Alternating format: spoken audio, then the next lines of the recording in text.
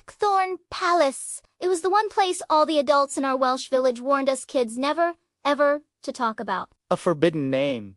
A whispered legend. They said it stood deep in the countryside, a dark silhouette swallowed by a forest of dead trees, their branches twisted into thorny claws. The old tales claimed the palace wasn't always there. It only materialized at night.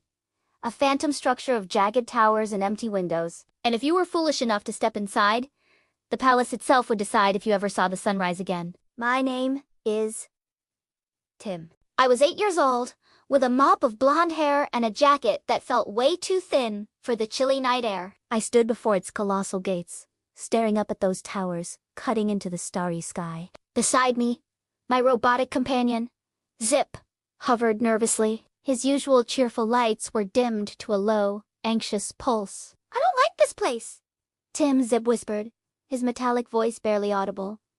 My fear sensors are, well, they're malfunctioning. They've never been this high before.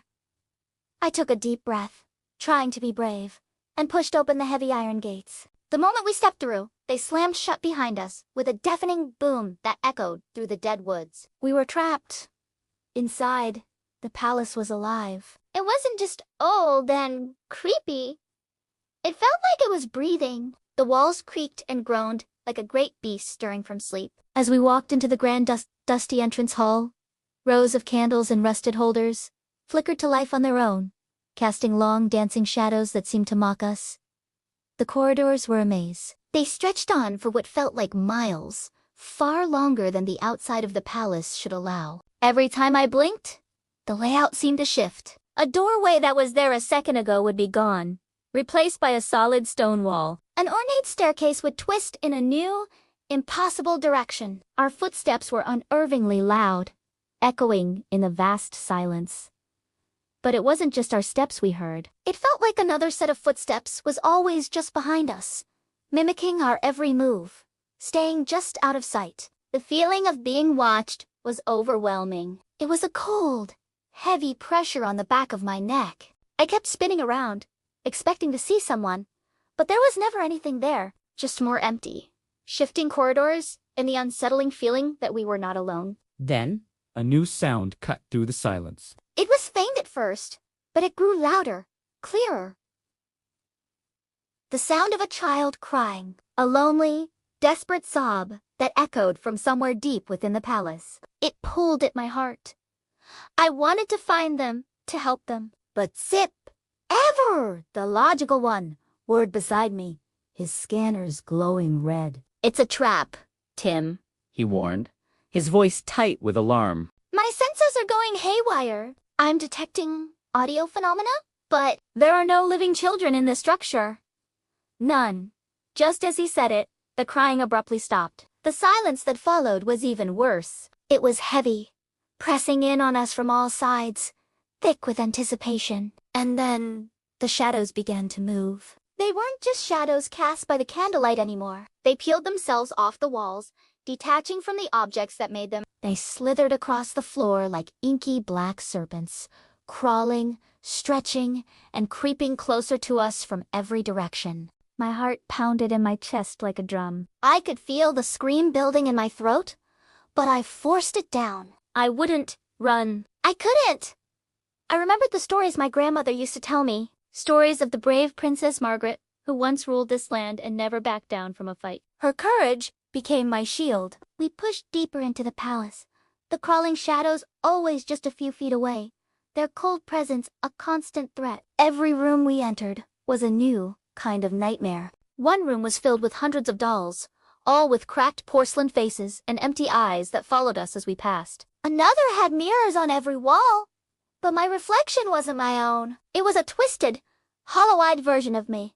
It smiled wide and menacing.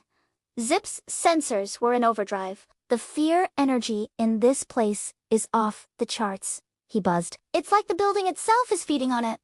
He was right. The more scared I felt, the more the shadows writhed, the more the palace seemed to twist and contort around us. It was a living entity, a predator, and our fear was its food. The crying child, the moving shadows, the shifting walls, it was all designed for one purpose, to make us terrified. But thinking of Princess Margaret, I clenched my fists. I had to find the heart of this place. I had to face whatever was creating these illusions. We followed the strongest energy signature Zip could find, leading us toward the center of the palace, to what he called the nexus of the disturbance. Finally, we reached the heart of Blackthorn Palace.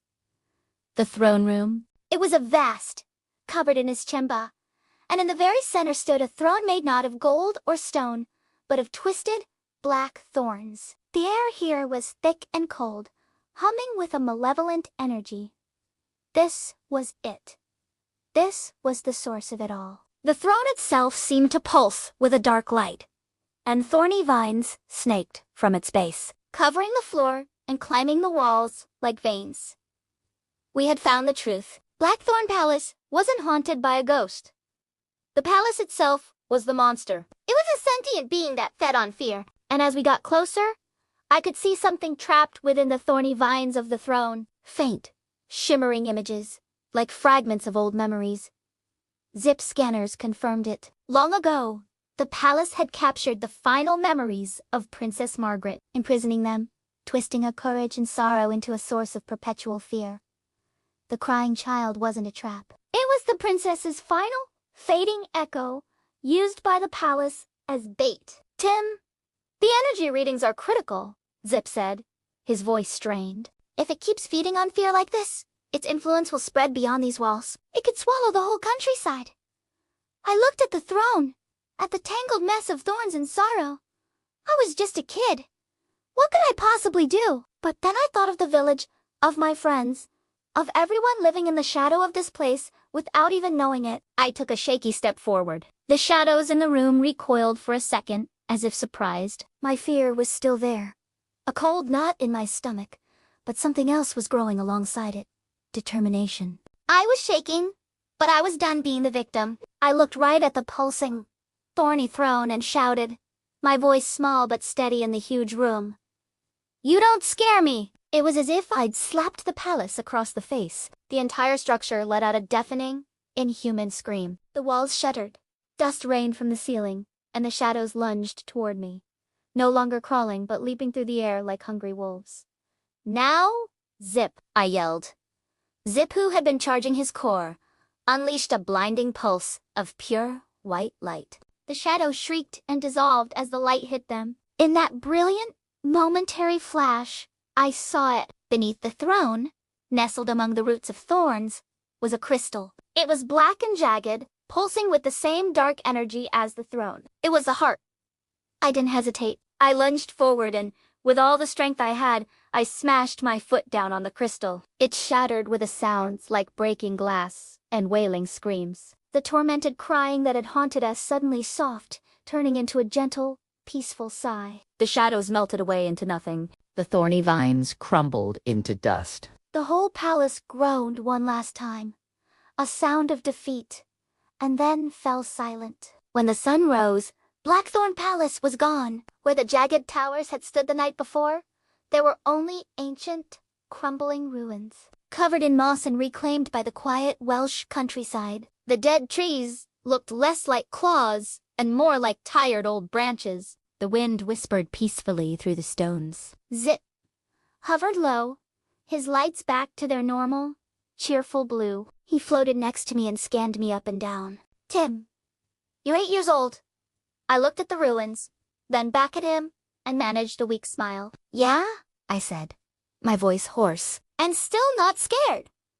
We turned and began the long walk home, leaving the ruins behind. But I knew, somewhere deep in the earth, the memory of the palace lingered. It remembered the boy who had faced it, the boy who refused to be afraid. And because of that, it stayed asleep. Thanks for watching our story today. If you enjoyed this journey into the darkness, don't forget to hit that like button and subscribe for more adventures. Let us know in the comments what you thought of Tim's courage. See you next time!